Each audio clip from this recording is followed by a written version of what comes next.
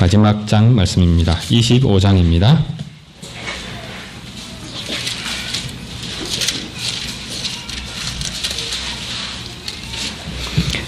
1절부터 30절까지 말씀입니다. 제가 봉독해 드리겠습니다.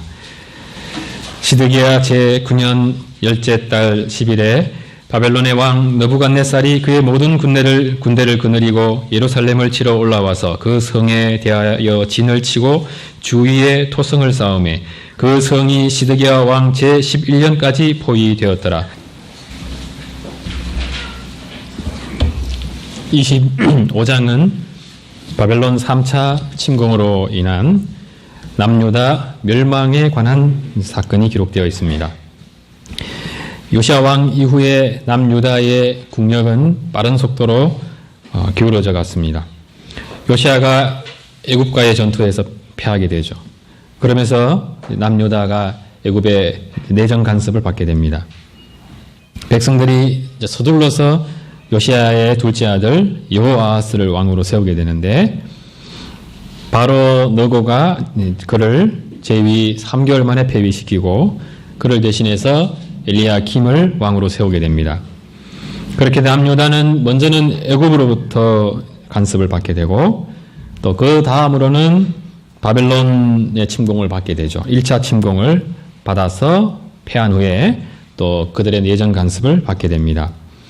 3년 동안 바벨론을 잘 섬겼던 여호야김은 바벨론이 애굽과의 전투에서 패해서 본국으로 잠시 돌아간 그 틈을 타서 느부갓네살을 배반하게 되는데 그 일로 인해 바벨론의 괴롭힘을 받게 됩니다. 그리고 여호야김을 이어 왕이 된 여호야긴이죠. 바벨론의 전면적인 침공을 받게 됩니다. 그때 왕가의 사람들과 주요 신하들, 많은 용사들, 장인과 대장장이, 존경하고 쓸만한 사람들이 다 바벨론 포로로 끌려가면서 유다는 거의 멸망 직전까지 가게 되는 거죠. 바벨론 왕은 요시야의 셋째 아들이면서 여호야긴의 숙부인 시드기야를 왕으로 세우게 되는데 시드기야는 예레미야 선지자를 통해서 바벨론을 섬기는 길이 그나마 남유다와 너 자신이 사는 길이다 한 그 사실을 아는 사람입니다. 그러나 그는 예레미야를 통해서 주신 하나님의 말씀을 무시하고 자신의 뜻에 따라 바벨론 왕을 배반하게 됩니다. 588년경, BC 588년경 애굽의 바로 느고가 시드기야의 요청으로 애굽에서 나와 남유다를 돕게 됩니다. 그 일로 인해서 바벨론이 잠시 본국으로 돌아가게 되는데 그때를 틈타서 또 시드기야도 바벨론 왕을 배반하게 되고 이것이 화근이 되어서 벌어진 일, 그것이 바벨론 3차 침공이죠. 그리고 그 3차 침공에 의해서 유다는 멸망에 이르게 됩니다. 25장 1절 2절을 보십시오. 시드기야 제9년 열째 달 10일에 바벨론의 왕 느부갓네살이 그의 모든 군대를 거느리고 예루살렘을 치러 올라와서 그 성에 대하여 진을 치고 주위에 토성을 쌓으며 그 성이 시드기야 왕 제11년까지 포위되었더라. 바벨론 2차 침공 때 유다 왕 여호야긴은 느부갓네살 왕에게 순순히 항복하지 않습니까? 그러나 시드기야는 그렇지 않았습니다. 그의 마음에 애굽을 의지하는 마음이 있었기 때문입니다. 지난번처럼 애굽이 자신이 요청하면 언제든지 와서 도와줄 수 있을 것이라고 생각했죠. 그런데 그런 일은 일어나지 않았습니다. 예루살렘 성은 바벨론 군대에 의해서 완전히 포위되게 됩니다. 예레미야 34장 7절을 보면 바벨론 군대가 예루살렘뿐만 아니라 이제 예루살렘을 치기 전에 유다의 중요한 성읍이었던 이제 그나마 남은 주요 성읍이죠. 라기스와 아세가 이 두 곳을 공략하는 것을 볼 수 있습니다.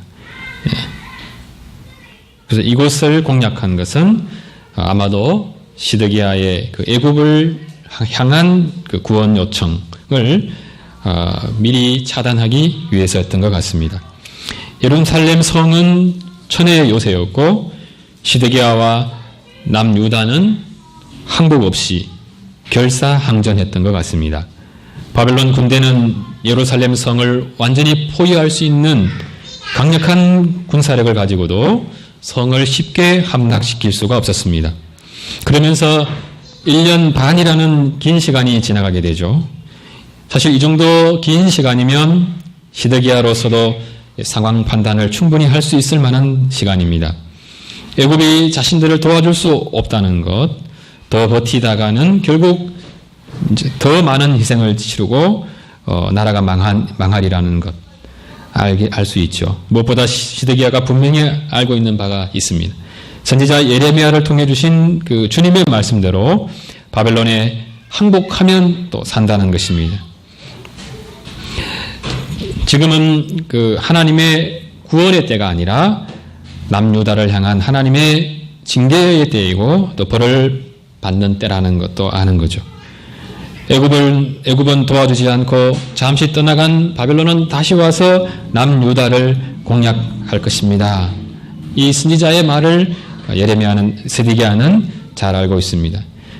하나님의 말씀대로 이루어져 가는 것을 자신의 눈으로 지금 보고 있지 않습니까? 그러면서 1년 반의 시간이 지나가고 있습니다. 그러므로 1년 반이라는 이 시간은 하나님의 뜻을 아는 이 시드기야가 그 하나님의 뜻으로 돌이키는, 그래서 회개할 만한 충분한 기간입니다. 예루살렘 백성들이 나라와 성을 바벨론에게 빼앗기지 않기 위해서 결사항전하는 이런 모습은 민족적 자존심을 버리고 비굴하게 항복하는 것보다는 인간적으로 더 멋있고 또 가치 있어 보일 수 있습니다. 만일 이스라엘의 신앙이 하나님 앞에서 정상적인 때라면 이스라엘은 지금처럼 결사항전하는 것이 옳죠. 주님은 근본적으로 이스라엘이 열국을 의지하는 것을 원치 않으셨기 때문입니다. 강한 군대를 의지하는 것을 원하지 않으셨고 오로지 이스라엘을 지키시는 하나님만 의지하기를 바랬습니다. 이스라엘에게 그러한 믿음이 있을 때 그들은 마지막 순간까지 구원의 하나님을 믿고 결사항전하는 것이 맞습니다. 그런 정신으로 아수르 산헤립과 맞서서 이긴 사람 히스기야죠. 그런 일이 지금도 일어나지 말라는 법은 없습니다. 주님은 여전히 이스라엘의 하나님이시고 주님께서 원하시면 언제든지 구원의 은혜를 베푸실 수 있는 분입니다. 그러나 문제가 무엇입니까? 지금 남유다가 멸망의 위기 가운데 놓여진 근본적인 원인은 바벨론 침공에 있는 것이 아니라 하나님의 징계에 있다는 사실입니다. 이 세상은 민족적인 자존심을 지키기 위해서 결사항전을 마다하지 않는 것, 이것을 차라리 아름다운 것으로 보죠. 그러나 이스라엘은 결사항전하는 그 순간에도 무엇부터 생각해야 됩니까? 이것이 하나님의 뜻인가 아닌가 하는 점입니다. 민족을 지키는 것이 대개는 하나님의 뜻이죠. 그러나 항상 또 그렇지는 않습니다. 대개는 이스라엘이 전쟁에서 이기는 것이 하나님의 뜻이기는 하나 이 역시 항상 그렇지 않습니다. 그러므로 결사항전하면 하나님께서 결국에는 자신들을 지켜주실 것이고 이기게 하실 것이다. 이런 생각으로 싸워서는 안 됩니다. 결사항전하는 것보다 더 중요한 것은 하나님의 뜻에 순종하는 것입니다. 바벨론과의 전쟁에서 목숨을 거는 것이 아니라 하나님의 뜻을 알고 순종하는 것에 목숨 걸어야 되는 거죠.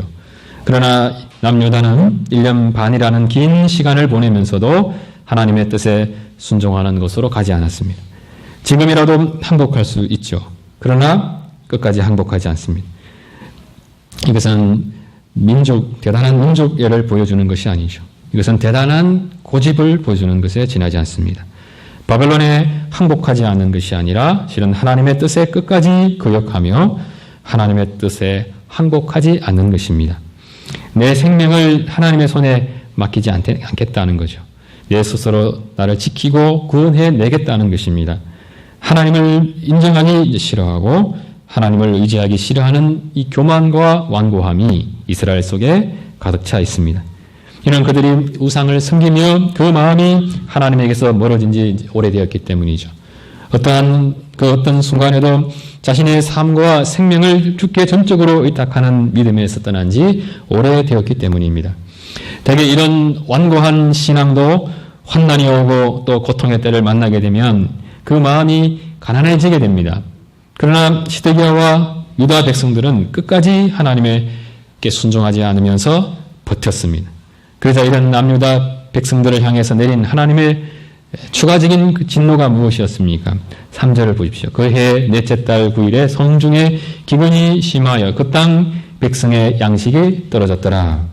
결사항전하는 유다 백성들을 위해서 하나님께서 내리신 것은 구원이 아니라 징계였습니다.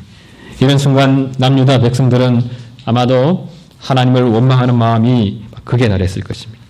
왜 주님은 이토록 처참한 지경에 빠진 우리를 구원해 주지 않습니까? 도무지 이해되지 않았을 것입니다. 그러나 도무지 이해되지 않는 것은 하나님이 아니라 유다 백성들이죠.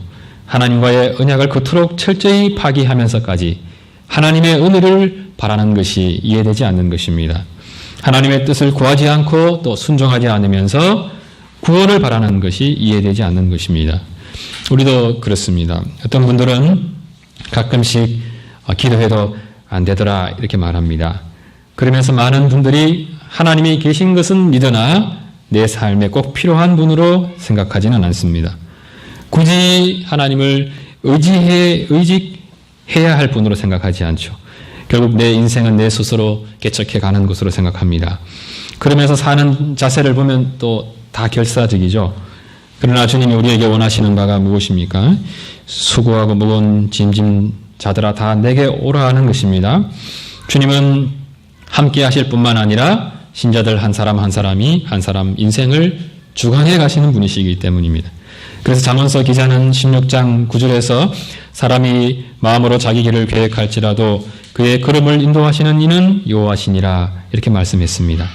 기도를 해도 응답받지 못하는 것은 그 기도가 하나님의 뜻에 부합하지 않기 때문입니다. 그러므로 결사적으로 기도하는 것보다 더 중요한 것은 먼저 하나님의 뜻을 헤아리는 것입니다. 하나님의 뜻을 헤아리면서 기도하는 것이죠. 하나님의 뜻을 잘 헤아린 신자들이 하나님 앞에 보이게 되는 가장 두드러진 반응이 있습니다. 그것이 바로 하나님께 항복하는 것입니다. 하나님의 뜻에 굴복하는 것입니다. 하나님 앞에 항복하며 우리는 주님께로 나아가게 되는데 그것이 회개죠. 주님께로 돌아가는 것, 회개입니다. 자신 스스로 자기의 살 길을 찾아 나섰다가 그 길을 포기하고 다시 주님께로 돌아가는 것, 그것이 회개입니다. 우리가 살아가는 모습을 보면 남유다 백성의 모습일 때가 많습니다. 살아남기 위해서 결사적이죠. 죽음을 두려워하지 않을 만큼 결사적이면 그 용기로 우리가 하나님을 의지해야 되죠. 사나 죽으나 주의 것입니다. 이 마음으로 그 어떤 상황과 환경 속에서도 주님의 뜻에 순종하는 것에 목숨을 걸어야 합니다. 그러나 결사적으로 보이지만 우리가 자신의 삶을 잘 돌아보면, 우리 자신을 돌아보면 또 두려움에 떨고 있을 때가 많습니다. 물에 빠졌을 때 힘을 빼고 물을 의지하여 뜨기보다는 내 팔과 다리에 힘을 사용해야만 산다고 생각하는 사람처럼 우리는 주님을 의지하기보다는 여전히 내 자신이나 나의 수족처럼 사용할 수 있는 그 어떤 것들에 의지할 때가 많습니다. 우리가 하나님을 의지하며 살아가려고 하는지, 나 자신을 의지하려 살아가려고 하는지는 기도에 대한 우리의 삶의 그 태도, 기도에 대한 태도를 보면 알 수 있습니다. 하나님만 의지합니다 하는 이 신앙 고백의 마지막 그 열매는 결국 기도입니다. 기도하기 전까지 우리는 하나님을 의지하고 있다고 말할 수 없죠. 기도해야지 마음을 아무리 많이 먹는 것은 의미가 없습니다. 실제 기도하지 않으면 아직까지 하나님을 의지하는 그 삶으로 들어섰다고 말할 수 없습니다. 아직 하나님의 뜻에 항복했다, 회개했다고 말할 수 없죠. 우리는 우리 생각만으로 항복하는 것이 아닙니다. 기도의 자리에 나아가 무릎을 꿇고 두 손을 들어서 하나님께 항복해야 합니다. 우리는 오로지 기도하는 그 자리에서만 주님 제가 주 두 손을 들고 회개하며 주께로 나아갑니다 나를 받아주십시오. 이런 기도를 올려드릴 수 있습니다. 신자들이 하나님께 기도드리는 것은 마치 살아있는 사람이 숨을 쉬는 것처럼 자연스러운 것인데 이제 놀랍게도 기도하는 것이 쉽지 않죠. 그것은 기도하는 것이 어려워서가 아니죠. 하나님 없이 우리 스스로 살려고 하는 마음이 많기 때문입니다. 그래서 하나님을 찾고 의지하는 것을 우리는 죽기보다 싫어하는 그 마음이 있습니다. 그래서 이스라엘 백성들처럼 살기 위해 죽을 각오로 싸우는 그 순간에도 하나님을 의지하지 않습니다. 인간은 그 마음에 하나님 두기를 그렇게 싫어합니다. 때문에 주님께서 우리에게 요구하시는 것이 계속해서 자기를 부인하라는 것입니다. 스스로 살려고 하는, 서려고 하는 그 마음을 부정하고 하나님께로 나아가라는 것입니다. 하나님께로 나아간다는 것은 하나님과의 사랑의 교제가 이루어지는 데까지 나아가는 것을 의미합니다. 먼저는 우리가 주님의 말씀을 가까이 할 수 있습니다. 또 기도할 수 있죠. 그러나 그것이 다가 아닙니다. 말씀과 기도라는 이 수단을 사용하되 우리 마음에 하나님에 대한 사랑이 이제 드리워지기까지 사용해야 되는 거죠. 그때까지 우리는 묵상해야 되고 또 기도를 멈추지 말아야 합니다. 그렇게 해서 하나님께서 우리 심령에 부어주시는 그 은혜의 정서들이 우리 속에 늘 충만히 유지되게 해야 합니다. 그러면서 신자들은 말씀과 기도를 더욱더 사모하게 되죠.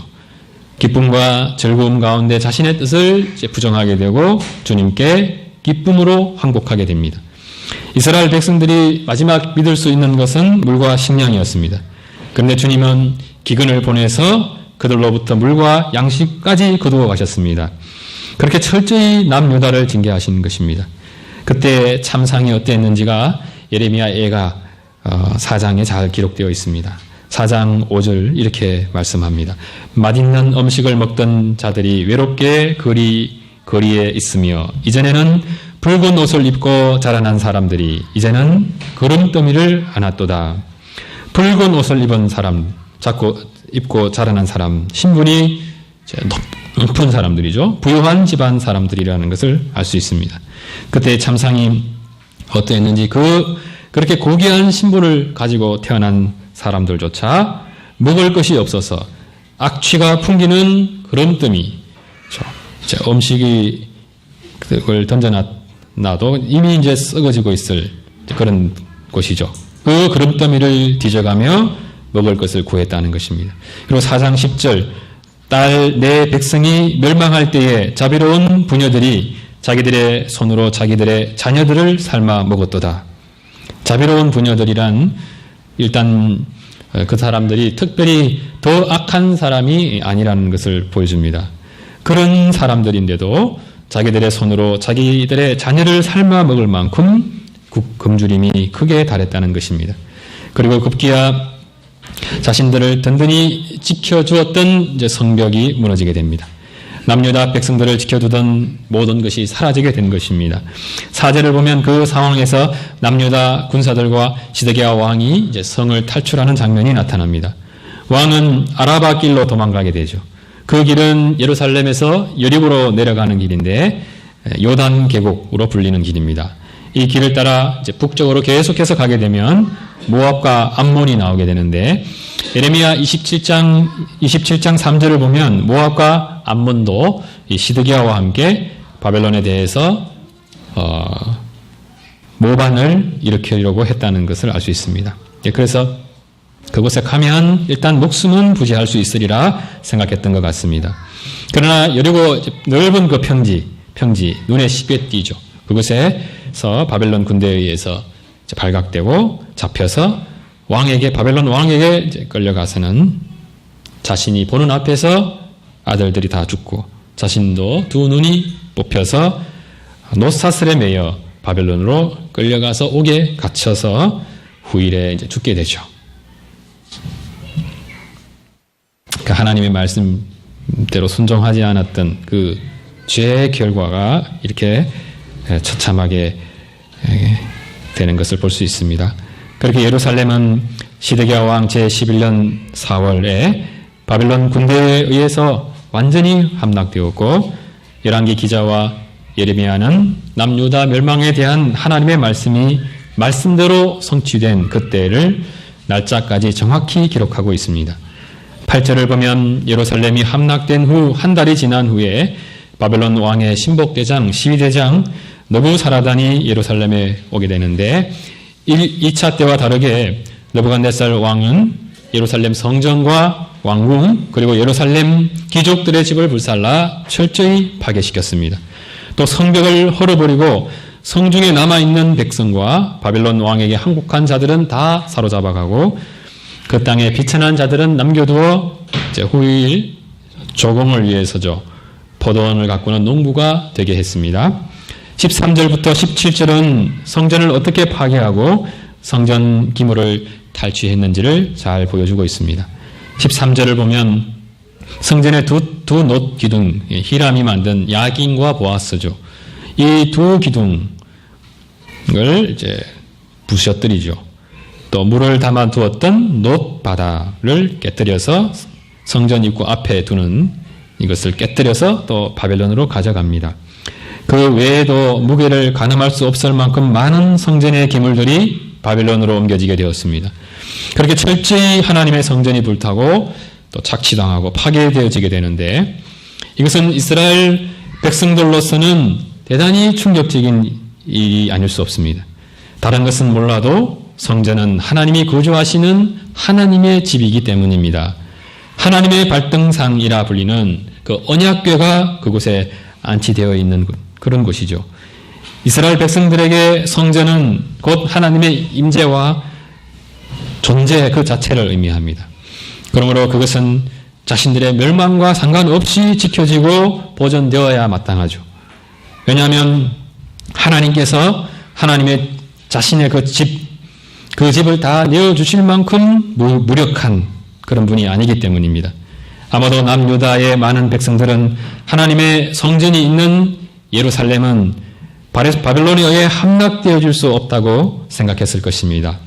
그런 예루살렘이 무너졌을 때 그래도 성전은 또 보존되어질 수 있으리라 생각했겠죠. 그러나 그 성전까지 파괴되었고 마치 하나님께서 아무런 힘도 쓰지 못하고 바벨론 군대에 의해서 패하신 것 같습니다. 이렇게 생각했을 남유다 그 백성들이 깨닫지 못하고 있었던 것, 그것이 무엇입니까? 하나님께서 예루살렘에 성전을 두게 하신 것은 이스라엘과 함께 하시고 그들을 다스리기 위함이었습니다. 주님은 성전이 없으셔도 이스라엘과 함께 하시고 그들을 다스릴 수 있는 분이십니다. 그런데도 성전을 두신 것은 이스라엘과 항상 함께 한다는 것을 이스라엘 백성들이라면 누구든지 인식할 수 있도록 하기 위해서였습니다. 그렇게 해서 이스라엘이 성전을 중심으로 하나님과 교제하고 하나님의 뜻에 순종함으로 하나님의 통치가 온전히 이루어지도록 하고자 하셨습니다. 주님께서 성전을 두신 것은 결국 이스라엘 백성들을 위함이죠. 이스라엘의 신앙을 위해서 주신 것이었습니다. 하나님이 하나님의 위엄에 걸맞는 그런 대우를 받기 위해서 필요한 것이 아니었습니다. 그러므로 성전이 있음에도 이스라엘 백성이 드는 하나님을 믿지 않을 때 성전의 존재 목적은 사라지게 됩니다. 이스라엘이 성전을 필요로 하지 않을 때 그것은 하나님께도 필요 없는 것이 되게 됩니다. 하나님께서 필요로 하시는 것은 성전이 아니라 바로 이스라엘 백성들이죠. 하나님을 가까이 하고 잘 믿도록 하기 위해 지어진 그 성전이 만일 이스라엘의 신앙을 왜곡하는 도구로 전락하게 된다면 그 성전도 무너뜨릴 수 있는 분이 바로 하나님이십니다. 바로 그 이유 때문에 주님은 돌과 나무와 금으로 만들어진 그 성전을 철저히 파괴시키셨습니다. 이미 성전은 이스라엘 백성들의 신앙을 왜곡하는 도구로 전락하고 있었습니다. 그들에게 있어서 성전은 이미 우상 그 자체죠. 성전을 잘 섬기면 하나님을 잘 섬기는 것으로 생각했습니다. 성전까지 나아가면 그것으로 하나님께 나아간 것으로 생각했죠. 금과 은으로 장식된 그 화려한 건축물은 그 자체로 사람들을 경의와 또 감동에 빠뜨리기도 합니다. 솔로몬의 그 성전 역시 그만한 매력을 충분히 지니고 있습니다. 성전 가까이 다가가 건물을 바라보는 것만으로도 감격에 젖어들 수 있습니다. 그러나 그것을 참된 신앙적 정서라 할 수 없습니다. 그러한 감격은 아무리 많이 경험한다 하더라도 그것이 신앙을 생겨나게 하지 않습니다. 신앙을 자라게 하지도 않죠. 이스라엘이 관심을 가져야 하는 것은 하나님의 말씀인 율법입니다. 율법을 깊이 묵상하면서 이제 눈으로는 지각할 수 없는 그 영이신 하나님께로 나아가야 합니다. 성전을 바라볼 때마다 성전을 주시며 말씀하신 그 하나님께로 나아가야 합니다. 성전은 그렇게 이스라엘이 하나님께로 나아가는 그 도구로 사용되게 되어질 때 그 존재의 의미가 있게 됩니다. 그러나 지금의 성전은 이미 우상의 하나로 전락된 지 오래되었고 이스라엘이 하나님께로 나아가는데 걸림이 되고 있었습니다. 지금 이스라엘에게 필요한 것은 무엇입니까? 성전이 없어진 그 상태, 그 없어진 상태에서 자신들의 신앙을 다시 돌아볼 그 기회를 갖는 것입니다. 성전이 파괴되는 것은 그들의 신앙 자체가 파괴되는 커다란 충격입니다. 성전이 무너지면 이스라엘의 그 신앙도 무너지게 됩니다. 그것은 대단히 고통스러운 것일 수 있지만 그런 그릇된 신앙은 반드시 성전과 함께 부서져야 됩니다. 말씀 중심의 신앙으로 지금 당장 나아가지 못하더라도 일단은 이 건물 중심의 신앙, 형식주의적이고 혼합주의적인 그들의 신앙은 깨뜨려져야 합니다. 이스라엘은 마지막 순간까지 성전만큼은 보존되기를 바랬을 것입니다. 그러나 주님은 바벨론에 의해서 성전을 철저히 파괴시킴으로써 더는 성전이 그들의 신앙의 대상이 되지 못하게 하셨습니다. 18절에서 21절은 바벨론의 시위대장이 성전 건물만 파괴한 것이 아니라 성전과 관련하여 가장 중요한 그 요직에 있던 사람들도 잡아가서 다 죽였음을 보여줍니다. 그 외에도 시드기야와 함께 반바벨론 정책에 동조했던 지도급 인사들이죠. 다 잡아서 바벨론 왕에게 끌고 갔고 왕은 하맛 땅 리블라에서 다 죽였습니다. 22절을 보면 바벨론 왕이 유다 땅의 남은 백성들을 관할하기 위해서 사반의 손자 아이감의 아들 그달리아를 세우는 것을 볼 수 있습니다. 그달리아를 따르는 많은 사람들이 있었는데 그를 따르지 않는 그래서 바벨론 이 노선을 끝까지 고수하려는 이스마엘과 같은 사람도 있었습니다. 이스마엘이 부하 10명을 거느리고 그달리아를 결국은 죽이게 됩니다. 그리고 미스바에 있는 유다 사람과 또 갈대아 사람들도 죽이게 됩니다. 그리고는 바벨론 사령관 느부사라단이 그달리아에게 위임했던 미스바에 남아있던 많은 사람들을 잡아서 그들을 끌고 암몬 자손에게로 가고자 했습니다. 그리고 이 사실을 가랴의 아들 요하난이 알게 되죠. 그는 정예화된 군대를 이끌고 이스마엘과 싸우려고 나아가게 됩니다. 이제 정예화된 그런 군대가 나오게 되니까 이스마엘에게 사로잡혔던 사람들이 다 요하난에게 돌아오게 되고 이스마엘은 8사람과 함께 요하난을 피해서 암몬 자손에게로 가게 됩니다. 그리고 요하난은 자신에게 속한 또 모든 사람들을 데리고 또 애굽으로 가게 되는데 애굽으로 떠나기 전에 예레미야에게 하나님의 뜻을 묻게 됩니다. 이 본문에는 나오지 않는데 예레미야서에 잘 나타나 있습니다. 우리가 당신의 하나님 여호와께서 당신을 보내사 우리에게 이르시는 모든 말씀을 행하리이다. 그래서 하나님의 말씀을 우리에게 들려주십시오. 말씀하시면 우리가 그 말씀대로 순종하겠습니다 하고 약속하는 거죠. 근데 이제 예레미야는 그들이 이제 진심이 아니라는 것을 이미 알고 있습니다. 한 10일 후에 예레미야가 그들에게 하나님의 뜻을 전해주게 되는데 하나님은 분명히 애굽으로 가지 말라고 합니다. 애굽에 들어가서 살기로 고집하면 너희가 두려워하는 칼과 기근이 애굽 땅으로 따라가서 너희에게 미치고 거기에서 죽을 것이라 분명히 말씀하셨습니다. 이런 예레미야의 말씀에 대한 그들의 반응이 예레미야 43장에 잘 나타나 있는데 그들은 예레미야에게 이렇게 말합니다. 내가 거짓을 말하는도다. 자기들이 기대했던 말과 다르게 말을 하니까 거짓을 말하는도다 하면서 여호와의 목소리를 순종하지 않았습니다. 그리고는 애굽으로 가게 되죠. 시드기야가 반바벨론주의자라면 그래도 그달리아의 편에 선 요하나는 친바벨론주의자에 가깝다 할 수 있습니다. 겉으로만 보면 그래도 시드기야보다는 요하나니 하나님의 뜻에 좀 더 가까워 보입니다. 그러나 신앙의 내용으로 들어가 하나님의 말씀에 대한 그들의 태도를 보면 둘 다 다르지 않다는 것을 알 수 있습니다. 다 불순종하는 사람들이고 이들을 보면 이 지도자들이지 않습니까? 그 시대가 얼마나 하나님의 말씀을 우습게 여겼는지를 잘 보여줍니다. 27절에서 30절은 유다의 마지막 왕 여호야긴에 관한 이야기입니다. 그럼 2차 침공 때 항복했습니다. 그래서 바벨론에 끌려가 오랫동안 옥살이하게 되는데 그가 바벨론에 사로잡혀간 지 37년 만에 옥에서 노임을 받게 됩니다. 바벨론 왕과 함께 식사를 할 만큼 그의 지위가 높여지게 됩니다.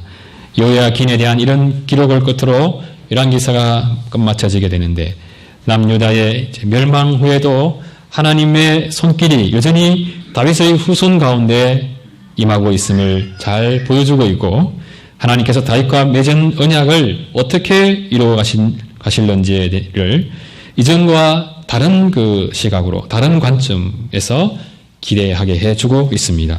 기도드리겠습니다. 거룩하신 하나님 아버지, 열왕기서를 공부하며 이스라엘의 하나님이 어떤 하나님이신지를 이스라엘의 역사를 통해서 왕조사를 통해서 실질적으로 배우게 됩니다.